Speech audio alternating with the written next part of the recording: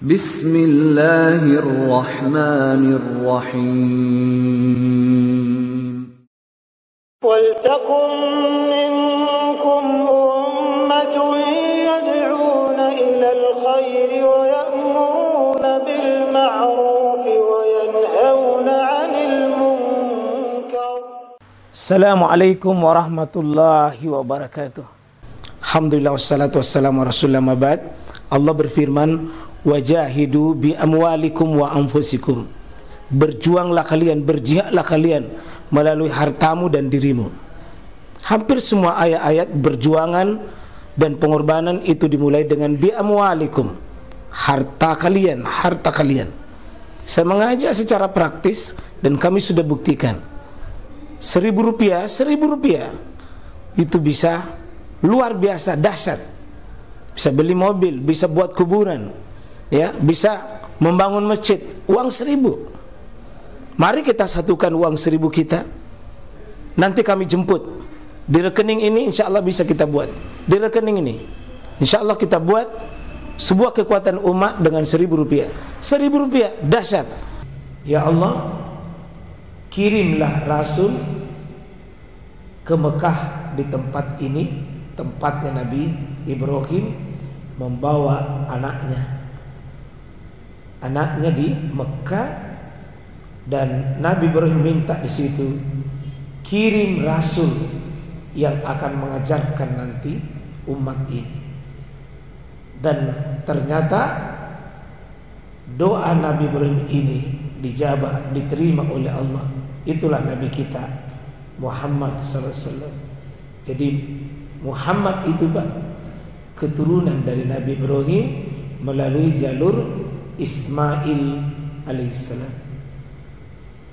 Jadi antara kita dengan Ibrahim itu Pak, tidak bisa putus, harus kita tersambung. Al-Quran menyebutkan fattabi'u millata Ibrahim hanifah. Muhammad, kau ikuti bagaimana Nabi Ibrahim. Jadi Muhammad itu sendiri Pak diperintah ikut Nabi Ibrahim alaihissalam. Akidah Nabi Muhammad itu diambil juga dari sebagian akidah Nabi Ibrahim alaihissalam. Qad kanat lakum uswatun hasanah fi Ibrahim. Sungguh sudah ada contoh teladan pada Nabi Ibrahim. Ada contoh teladan. Ya. Kalau mau meniru Pak gaya hidup sukses, itu sudah ada pada Nabi Ibrahim. Muhammad juga demikian, kata Allah, laqad kana lakum fi rasulillahi uswatun hasanah. Sungguh sudah ada keteladanan pada Rasul Muhammad itu. Dua-duanya Pak. Dua-duanya. Keteladanan apa pada Nabi Ibrahim? Ada 10 Pak. Diperintahkan Ibrahim dari Allah, dan Ibrahim itu lulus. Dan ini luar biasa. Kalau kita baca ayat itu, wa izibtala Ibrahim rabbuhu bikalimatin, sungguh kami menguji Ibrahim itu.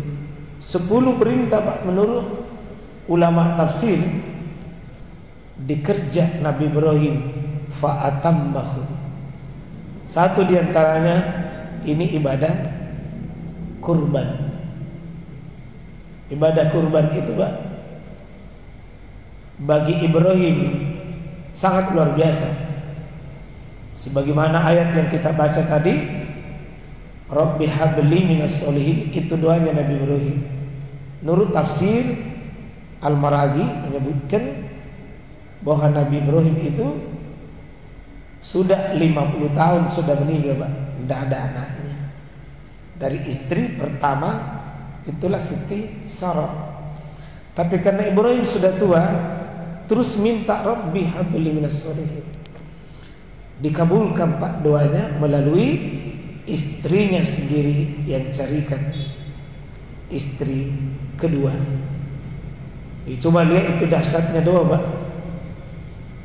Dahsyatnya doa minta keturunan minta anak, bukan minta istri, minta keturunan.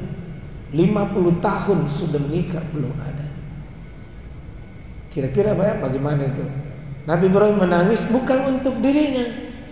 Siapa akan mengajak dakwah ini? Ya Allah, apa agamamu ini akan mati kalau tidak ada melanjutkan.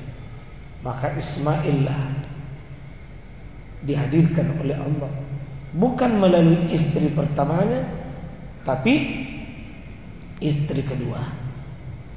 Ya. Bukan berarti bahwa bapak harus lagi menikah yang kedua, tidak. Ya, tidak Pak ya. Tapi jalurnya ada. Jika memang belum ada anak dan kebutuhan mendesak tentang itu, bukan aib. Bukan aib. Kalau bapak-bapak banyaknya anak tak Pak, hai jangan. Yang makin tambah mama. Nah, itu mau dirawat baik-baik yang sudah daya. Ya, yang sudah daya dirawat baik-baik. Yang makin tambah lagi. Itu mau yang ada. Siti Hajar hadir atas usahanya Siti Sarah. Singkat, hadirlah Ismail. 90 tahun umurnya Ibrahim, Pak. Lebih baru ada anaknya. Kira-kira bagaimana itu? 90 tahun umur baru ada anak. Ante kama kira-kira itu, Pak. Baru ada anak pertamanya dari istri yang kedua. Gimana kira-kira gembiranya seorang ayah hadir anaknya. Tapi begitu anaknya lahir, Pak, diperintahkan oleh Allah untuk tinggalkan anaknya, berpisah dengan bapaknya. 13 tahun kemudian baru bisa diperintah temui anaknya itu, Ismail. Setelah 13 tahun berpisah, dipanggillah untuk temui. Dan begitu temui, Pak, itulah ayat ya bunayya inni ara fil manam. Anakku, saya melihat dalam mimpiku, anni azbahuka, saya menyembelih lehermu. Fanzur maza tara, bagaimana sikapmu nak kalau saya sembelih lehermu. Ini bukan dongeng, Pak. Ini ayat kalamullah, perkataan Allah. Ini ayat kita baca. Sosok anak mau disembelih bapaknya. Bapaknya diperintah menyembelih anaknya. Maka jawaban anak ketika ditanya, bagaimana sikapmu nak kalau saya sembelih lehermu? Jawaban sang anak, ya abatif al, ayahku yang baik, potonglah leherku, semoga Allah, engkau akan melihat ananda Ismail disembelih lehernya dalam keadaan bersahabat. Ini ayat besar, ayat besar buat kita. Maka falamma aslama wa tallahu lil jabin, ketika Ibrahim membaringkan anaknya di atas pelipisnya, Pak, seperti hewan itu kalau dibaringkan dan digerak-gerakkanlah pisau itu, Allah jawab, ya Ibrahim, kada sadaq taruya, kau sudah lulus, kau sudah lulus, sudah lulus. Apa hikmah ini, Pak? Kenapa saya angkat? Allah mengatakan, ya Ibrahim, inna haza lahuwal bala, sungguh perintah menyembelih anakmu itu cuma cobaan saja. Cuma cobaan saja. Wa fadainahu bizibin azim, dan kami ganti, lihat Ibrahim di sampingmu yang tersembelih, Pak, bukan anaknya, tapi domba yang tersembelih. Itu artinya kita menyembelih ini sapi Pak, kambing, itu cuma ujian saja, cuma cobaan saja. Bisakah kita melepaskan harta yang kita cintai demi sebagai sebuah panggilan ketaatan pada Allah? Itu ujian Pak, ujian. Sehingga Allah mengatakan inna a'tainakal kautsar. Sungguh kata Allah pada Muhammad, kami telah memberikan nikmat yang banyak kepadamu. Kalau begitu, fasholli li rabbika wanhar, maka sholatlah dan berkurbanlah. Jadi perintahnya Pak, sholatlah itu bukti mensyukuri nikmat. Wanhar, berkurbanlah, itu bukti mensyukuri nikmat. Orang yang memiliki kemampuan berkurban tapi tidak berkurban Pak, itu kufur nikmat, mengkufuri nikmat Allah.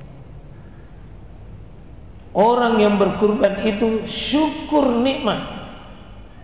Dan inilah dalil yang dipakai oleh Imam Abu Hanifah, wajib berkurban yang memiliki kemampuan.